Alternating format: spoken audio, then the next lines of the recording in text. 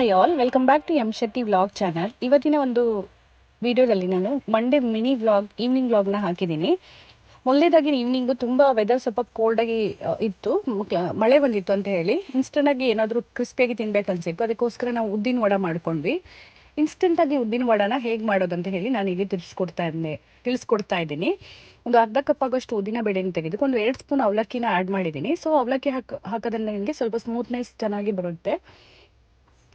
ಹಾಗೆ ಇದನ್ನು ಇನ್ಸ್ಟೆಂಟಾಗಿ ಮಾಡಬೇಕಾಗಿರೋದ್ರಿಂದ ಉದ್ದಿನ ಬೇಳೆ ನೆನಿಬೇಕು. ಸೊ ದಟ್ ನಾನು ಒಂದು ಕಪ್ಪಲ್ಲಿ 2 ಗ್ಲಾಸಷ್ಟು ವಾಟರ್ನ ಬಾಯ್ಲ್ ಮಾಡಿಕೊಂಡು ಹಾಕ್ತಾ ಇದ್ದೀನಿ. ಸೊ ದಟ್ ಇದು ಬೇಗ ಬಾಯ್ಲ್ ಆಗುತ್ತೆ, ಬೇಗ ನೆನೆದುಕೊಳ್ತದೆ. ಅದಕ್ಕೆ ನಾನು 2 ಕಪ್ ಆಗೋಷ್ಟು ಬಿಸಿ ನೀರನ್ನ ಹಾಕಿ ನೆನೆಲಿಕ್ಕೆ ಇಟ್ಟಿದ್ದೀನಿ ಒಂದು 30 ನಿಮಿಷ.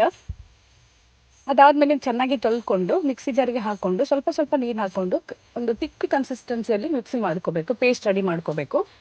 ಅದನ್ನು ತುಂಬ ಲಿಕ್ವಿಡಾಗಿ ಬಂದರೆ ಇಡ್ಲಿ ದೋಸೆ ಇದರಲ್ಲಿ ನೀವು ಇದು ಮಾಡ್ಕೊಳಕ್ಕಾಗಲ್ಲ. ಏನಕ್ಕಂದರೆ ನಿಮಗೆ ಒಂದು ಗಮ್ ಪೇಸ್ಟಲ್ಲಿ ಬರಬೇಕು. ಸೊ ದಟ್ ನೀವು ಅದನ್ನು ಶೇಪಲ್ಲಿ ಬಿಡಬಹುದು. ಸೊ ದಟ್ ಮಿಕ್ಸಿ ಮಾಡಬೇಕಾದ್ರೆ ತುಂಬ ಕೇರ್ಫುಲ್ಲಾಗಿ ನೀರನ್ನ ಸ್ವಲ್ಪ ಹಾಕ್ಕೊಂಡು ತಿಕ್ ಕನ್ಸಿಸ್ಟೆನ್ಸಿಯಲ್ಲಿ ರೆಡಿ ಮಾಡ್ಕೋಬೇಕು. ಹಾಗೆಯೇ ಇದಕ್ಕೆ ಸ್ವಲ್ಪ ಟೇಸ್ಟಿಗೆ ಸ್ವಲ್ಪ ತೆಂಗಿನಕಾಯಿನ ಹೋಳನ್ನು ಸಣ್ಣ ಪೀಸಾಗಿ ಕಟ್ ಮಾಡ್ಕೊಂಡಿದ್ದೀನಿ. ಏನಕ್ಕಂದರೆ ಸ್ವಲ್ಪ ಮಧ್ಯದಲ್ಲಿ ಇದು ಸಿಗೋದ್ರಿಂದ ನಿಮಗೆ ಟೇಸ್ಟ್ ಚೆನ್ನಾಗಿ ಬರುತ್ತೆ. ಹಾಗೆ ಸ್ವಲ್ಪ ಶುಂಠಿನೂ ಸಹ ಸಣ್ಣ ಹೋಳುಗಳಾಗಿ ಮಾಡ್ಕೊಂಡಿದ್ದೀನಿ. ಈಗ ನೋಡಿ, ಈ ಥರ ಕನ್ಸಿಸ್ಟೆನ್ಸಿಯಲ್ಲಿ ನಿಮಗೆ ಇದು ಬರಬೇಕು. ಈ ಕನ್ಸಿಸ್ಟೆನ್ಸಿಯಲ್ಲಿ ಬಂದಾಗಲೇ ನಿಮಗೆ ಚೆನ್ನಾಗಿ ಇದನ್ನು ಲೇಯರ್ ಆಗಿ ಬಿಡಲಿಕ್ಕೆ ಆಗುತ್ತೆ. ನಾನು ಸಹ ಫಸ್ಟ್ ಟೈಮ್ ಟ್ರೈ ಮಾಡಿರೋದು, ತುಂಬ ಚೆನ್ನಾಗಿ ಬಂದಿತ್ತು. ನೋಡಿ, ಈ ಪೇಸ್ಟಲ್ಲಿ ಬರಬೇಕು. ಈ ಪೇಸ್ಟಲ್ಲಿ ಬಂದಾಗ ನೀವು ಇದಕ್ಕೆ ಅದನ್ನು ಏನು ಕಟ್ ಮಾಡ್ಕೊಂಡಿದ್ದೀರ ತೆಂಗಿನಕಾಯಿ ಹೋಳು ಹಾಗೆ ಶುಂಠಿನ ಇಲ್ಲಿ ಆ್ಯಡ್ ಮಾಡ್ಕೋಬೇಕು. ಅದಕ್ಕೂ ಮುಂಚೆ 1 ಸ್ಮಾಲ್ ಸ್ಪೂನಲ್ಲಿ ಉಪ್ಪನ್ನು ಹಾಕ್ಕೊಂಡಿದ್ದೀನಿ ರುಚಿಗೆ. ಕಟ್ ಮಾಡ್ಕೊಂಡಿರುವ ತೆಂಗಿನಕಾಯಿ ಹೋಳು ಹಾಗೆ ಶುಂಠಿನ ಆ್ಯಡ್ ಮಾಡ್ತಾ ಇದ್ದೀನಿ.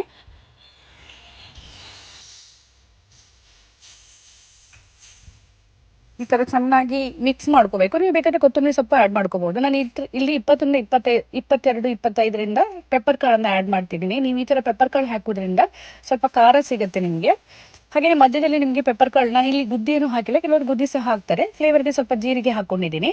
ಇವೆಲ್ಲ ಹಾಕ್ಕೊಂಡು ಮಿಕ್ಸ್ ಮಾಡ್ಕೋಬೇಕು. ಸ್ವಲ್ಪ ಇಲ್ಲಿ ನೀವು ಇಂಗು ಪೌಡ್ರನ್ನ ಹಾಕಿದ್ದೀನಿ, ಸ್ವಲ್ಪ ಗ್ಯಾಸ್ಟ್ರಿಕ್ ಆದರೆ ಕಮ್ಮಿ ಮಾಡುತ್ತೆ ಅಂತ ಹೇಳಿ. ಇವೆಲ್ಲ ಹಾಕ್ಕೊಂಡು ನೀಟಾಗಿ ಕನ್ಸಿಸ್ಟೆಂಟಾಗಿ ಪೇಸ್ಟ್ ಮಾಡಿಕೊಂಡು ಮಿಕ್ಸ್ ಮಾಡ್ಕೋಬೇಕು. ಹಾಗೆ ಇದನ್ನ ಮಿಕ್ಸ್ ಮಾಡಿಕೊಂಡು ಪೇಸ್ಟ್ನ ಒಂದು ಕಡೆ ರೆಡಿ ಇಟ್ಕೊಂಡು ನೆಕ್ಸ್ಟು ಒಂದು ಬಾಣಲಿನ ಕಾಯಲಿಕ್ಕೆ ಬಿಡಬೇಕು. ಕಾದ ಬಾಣಲಿಗೆ ತೆಂಗಿನೆಣ್ಣೆನ ಹಾಕೋಬೇಕು. ನೋಡಿ, ಪೇಸ್ಟ್ ಚೆನ್ನಾಗಿ ರೆಡಿಯಾಗಿದೆ. ಎಷ್ಟು ಚೆನ್ನಾಗಿ ಪೇಸ್ಟ್ ರೆಡಿಯಾಗಿದೆ ಅಷ್ಟು ಶೇಪಲ್ಲಿ ನೀವು ಬಿಡ್ಬೋದು. ನಾನು ಸಹ ಫಸ್ಟ್ ಟೈಮ್ ಟ್ರೈ ಮಾಡಿದ್ದಿಲ್ಲಿ. ಮಂಡೇ ಏನಂದರೆ ನಾವು ನಾರ್ಮಲಿ ನಾನ್ ವೆಜ್ ತಿನ್ನಲ್ಲ. ಸೊ ವೆಜ್ ತಿನ್ನೋದ್ರಿಂದ ನಾವು ಮಧ್ಯಾಹ್ನ ಬರೀ ಬಿರಿಯಾನಿ ಮಾಡ್ಕೊಂಡಿದ್ವಿ, ವೆಜ್ ಬಿರಿಯಾನಿ. ಹಾಗೆಯೇ ಈವ್ನಿಂಗ್ ಬೇಗ ಹಸುವಾಗಿತ್ತು ಅಂತ ಹೇಳಿ ಇನ್ಸ್ಟೆಂಟಾಗಿ ವಡನ ಮಾಡ್ಕೊಂಡ್ವಿ. ಈಗ ಕಾದ ಬಾಣಲಿಗೆ ನಾನು ಬಾಣಲಿನ ಕಾಯಲಿಕ್ಕೆ ಇಟ್ಟಿದ್ದೀನಿ. ಎಷ್ಟು ಬೇಕೋ ಅಷ್ಟು ಆಯಿಲ್ನ ಹಾಕ್ಕೊಂಡು ಸೆಮಿ ಫ್ಲೇಮಲ್ಲಿ ಇಟ್ಕೋಬೇಕು.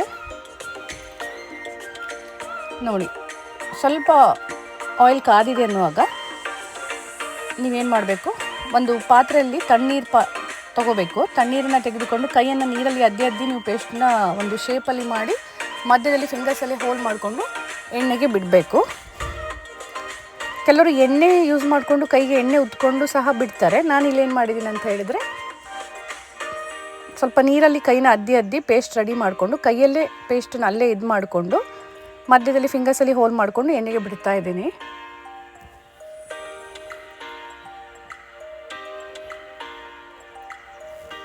ನೋಡಿ, ಈಗ ಶೇಪಲ್ಲಿ ಬಿಡ್ತಾ ಇದ್ದೀನಿ. ಅಷ್ಟು ನೀಟಾಗಿ ಶೇಪ್ ಬಂದಿಲ್ಲ, ಅದು ಫಸ್ಟ್ ಟೈಮ್ ಟ್ರೈ ಮಾಡಿರೋದು. ಬಟ್ ಟೋಸ್ಟ್ ತುಂಬ ಚೆನ್ನಾಗಿ ಬಂದಿತ್ತು, ಕ್ರಿಸ್ಪಿಯಾಗಿ ಬಂದಿತ್ತು. ಶೇಪ್ ಸಹ ಚೆನ್ನಾಗಿ ಬಂದಿಲ್ಲ, ಆದರೆ ಟೇಸ್ಟ್ ಮಾತ್ರ ತುಂಬ ಕ್ರಿಸ್ಪಿಯಾಗಿ ಚೆನ್ನಾಗಿ ಬಂದಿತ್ತು. ನೀವು ಸಹ ಒಂದು ಟೈಮ್ ಮನೆಯಲ್ಲಿ ಟ್ರೈ ಮಾಡಿ ನೋಡಿ.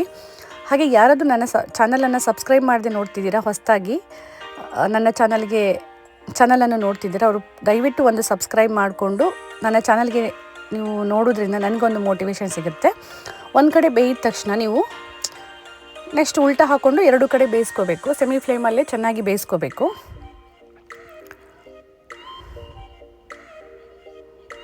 ನೋಡಿ, ಈ ಥರ ತುಂಬ ಕ್ರಿಸ್ಪಿಯಾಗಿ ಬಂದಿದೆ, ಹಾಗೆ ತುಂಬ ಚೆನ್ನಾಗಿ ಬೆಂದಿದೆ ಒಳಗಡೆ ಸಹ. ತುಂಬ ಹೈ ಫ್ಲೇಮಲ್ಲಿ ನೀವು ಬೇಯಿಸಿದರೆ ಒಳಗಡೆದು ಚೆನ್ನಾಗಿ ಬೇಯ್ಕೊಳ್ಳಲ್ಲ. ನೋಡಿ ನಾನು ಇಲ್ಲಿ ಕಟ್ ಮಾಡಿ ಸಹ ತೋರಿಸಿದ್ದೀನಿ, ತುಂಬ ಚೆನ್ನಾಗಿತ್ತು.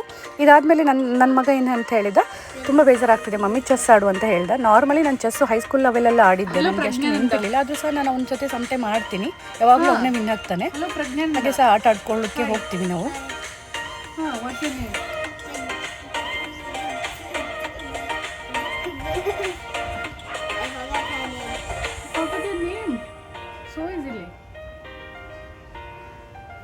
Hello, what's your name please?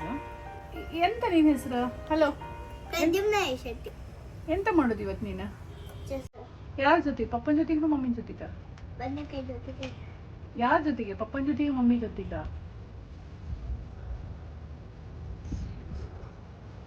ಎಂತ ಹೇಳ? ಮಮ್ಮಿ ಯಾರು ವಿನ್ ಆಗ್ತಾರೆ? Let's see.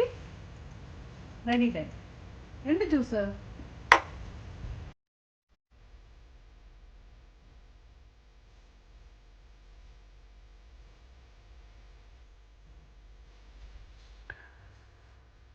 ನನ್ನ ಮಗ ಏನಂದರೆ, ತುಂಬ ಅವ್ನಿಗೆ ಬೇಜಾರಾದಾಗ ಅವ್ನಿಗೆ ಹೊರಗಡೆ ಹೋಗ್ಬೇಕು ಅಂತ ಅನ್ಸಲ್ಲ. ಅವ್ನ ಜೊತೆ ಚೆಸ್ ಆಡಿದ್ರೆ ಅವ್ನು ತುಂಬ ರಿಲ್ಯಾಕ್ಸ್ ಆಗಿಬಿಡ್ತಾನೆ. ಬಟ್ ನನಗೆ ಚೆಸ್ ತುಂಬ ಚೆನ್ನಾಗಿ ಆಡಲಿಕ್ಕೆ ಬರದಿದ್ದರಿಂದ ನನಗೆ ಹೋಗಲಿಕ್ಕೆ ಅವನಿಗೆ ಬೇಡ ಮತ್ತೇನಾದರೂ ಮಾಡುವಂತೀನಿ. ಆದರೆ ಅವ್ನು ಫೋರ್ಸಬಲಿ ಇಲ್ಲ ಮಮ್ಮಿ ಆಟ ಆಡುವಂತೇನೆ.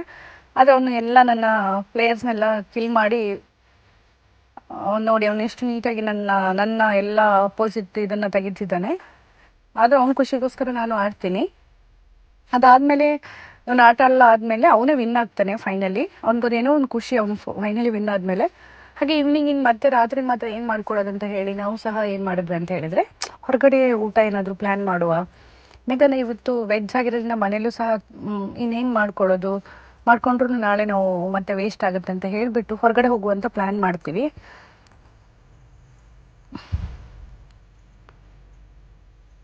ಆದರೆ ರಂಜಾನ್ ಇರೋದ್ರಿಂದ ಎಲ್ಲ ಕಡೆ ಏನಾಗಿತ್ತು ಅಂತ ಹೇಳಿದರೆ, ಇವತ್ತು ಫುಲ್ ಹೋಟೆಲ್, ವೆಜ್ ಹೋಟೆಲ್ ಎಲ್ಲ ಕ್ಲೋಸ್ ಆಗಿತ್ತು, ಆಲ್ಮೋಸ್ಟ್ ಕ್ಲೋಸ್ ಮಾಡಿದ್ರು.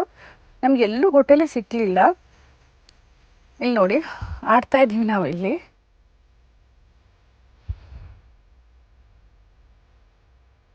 ಫೈನಲಿ ನನ್ನ ಮಗನೇ ವಿನ್ ಆಗ್ತಾನೆ ಇಲ್ಲಿ.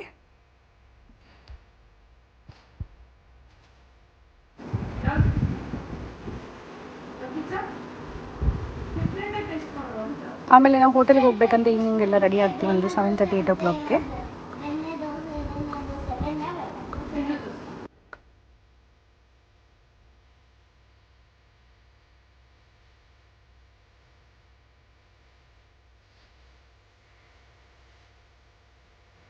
ಆದರೆ ನಮಗೆ ಯಾವ ಹೋಟೆಲು ಸಿಗಲ್ಲ, ಎಲ್ಲ ಕ್ಲೋಸ್ ಆಗಿರೋದ್ರಿಂದ ವೆಜ್ ನಾನ್ ವೆಜ್ ಎರಡೂ ಇರೋ ಹೋಟೆಲ್ಗೆ ಹೋಗ್ತೀವಿ. ಎಲ್ಲರೂ ನಾನ್ ವೆಜ್ ತಿಂತಿರ್ತಾರೆ, ನಾವು ಮಾತ್ರ ವೆಜ್ ತಿನ್ನಬೇಕಾಗಿತ್ತು. ಮಂಡೆ ನಾವು ನಾನು ಹೇಳ್ದಂಗೆ ತಿನ್ನಲ್ಲ. ಏನು ಮಾಡೋದು ಅಂತ ಹೇಳಿ ಮತ್ತೆ ನಮ್ಮ ಮನೆಯವರು ರೈಸ್ ತಿನ್ನೋದು ನೈಟಲ್ಲಿ ಹೆವಿ ಆಗುತ್ತೆ ಅಂತ ಹೇಳಿ ನಾವು ರೋಟಿ ಕರಿನೇ ಆರ್ಡರ್ ಮಾಡ್ಕೊಳ್ಳು ಅಂತ ಹೇಳಿ, ನನ್ನ ಮಗನಿಗೆ ಕುಲ್ಚಾ ರೋಟಿ ಅಂದರೆ ತುಂಬ ಇಷ್ಟ, ಆರ್ಡರ್ ಮಾಡ್ತೀವಿ. ಅವನಿಗೆ ಮಸಾಲ ಪಾಪಡ್, ಹಾಗೆ ನಾವು ಲೆಮನ್ ಕೊರಿಯಂಡರ್ ಸೂಪ್ನ ಆರ್ಡರ್ ಮಾಡ್ಕೊಂಡ್ವಿ. ಅವನಿಗೆ ಮಸಾಲ ಪಾಪಡ್ ಅಂದರೆ ಇಷ್ಟ, ತಿಂದ್ಬಿಡ್ತಾನೆ ಅವನೊಬ್ಬನೇ ಎಲ್ಲನೂ. ಹಾಗೆ ಲಾಸ್ಟಲ್ಲಿ ನಾವು ನಮ್ಮ ಮನೆಯವರು ರುಮಾಲಿ ರೋಟಿ ಆರ್ಡರ್ ಮಾಡಿದ್ದು. ನಾನು ಫಸ್ಟ್ ಟೈಮ್ ಟೇಸ್ಟ್ ಮಾಡಿರೋದು, ನನಗೆ ಅದು ಚಪಾತಿ ಅಂದ್ಕೊಂಡಿದ್ದೆ ನಾನು ಸಹ. ಹಾಗೆ ನಾವು ರೋಟಿಗೆ ಪನ್ನೀರ್ ಕರಿನ ಆರ್ಡರ್ ಮಾಡ್ಕೊಂಡಿದ್ವಿ. ಹಾಗೆ ಸ್ಟಾರ್ಟರ್ ಅಂತ ಹೇಳಿ ಬೇಬಿ ಕಾರ್ನ ಡ್ರೈ ಪೆಪ್ಪರ್ನ ಆರ್ಡರ್ ಮಾಡ್ಕೊಂಡಿದ್ವಿ. ಎಲ್ಲ ಮುಗಿಸ್ಕೊಂಡು, ಇವನು ಖಾರ ತುಂಬ ಇತ್ತು ಅಂತ ಹೇಳಿ ತಿನ್ನೋಕ್ಕಾಗಲ್ಲ ಅಂತ ಹೇಳ್ತಿದ್ದ, ಬಟ್ ಹಂಗೂ ಹಿಂಗೂ ಮಾಡಿ ಸಾಸ್ ಹಾಕೊಂಡು ತಿಂದುಬಿಟ್ಟ. ಆಮೇಲೆ ನಾನು ಚಪಾತಿ ಅಂತ ಹೇಳಿ ರುಮಾಲಿ ರೊಟ್ಟಿ ನೋಡಿದ್ರೆ ಸೇಮ್ ಚಪಾತಿ ಥರನೇ ಇತ್ತು. ನಮ್ಮ ಮನೆಯವರೆಲ್ಲ ಅದು ರುಮಾಲಿ ರೊಟ್ಟಿ ಅಂತ ಹೇಳಿದ್ರು. ದೊಡ್ಡಕ್ಕಾಗಿತ್ತು, ನನಗಷ್ಟು ತಿನ್ನೋಕ್ಕಾಗಿಲ್ಲ. ಬಟ್ ಫೈನಲಿ ತಿಂದ್ಕೊಂಡು ಏನೋ ಒಂಥರ ರಿಲ್ಯಾಕ್ಸ್ ಆಗಿಬಿಡ್ತು. ಸಮ್ಟೈಮು ಹೊರಗಡೆ ಹೋಗಿ ತಿನ್ನೋದು ಸ್ವಲ್ಪ ಮೈಂಡಿಗೆ ತುಂಬ ರಿಲ್ಯಾಕ್ಸ್ ಕೊಡುತ್ತೆ. ನಾನು ಜನರಲಿ ಹೋಗಲ್ಲ, ಬಟ್ ಈವನ್ ಇದರಲ್ಲಿ ಏನಾಗಿತ್ತು ಅಂದರೆ ಪನ್ನೀರ್ ಕರಿ ತುಂಬ ಫ್ರೆಶ್ ಪನ್ನೀರ್ ಇತ್ತು.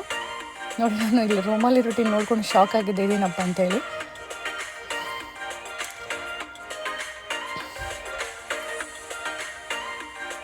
ಆಮೇಲೆ ಫೈನಲಿ ನನ್ನ ಮಗನಿಗೆ ಚಾಕ್ಲೇಟ್ ಐಸ್ ಕ್ರೀಮ್ ಇಷ್ಟ ಅಂತ ಅವನು ತಿಂದುಬಿಟ್ಟ. ಹಾಗೆ ಎಲ್ಲ ಮಂಡೇದು ಒಂದು ಈವ್ನಿಂಗ್ ವ್ಲಾಗ್ ಈ ಥರನೇ ಮುಗ್ದೋಗ್ಬಿಡ್ತು.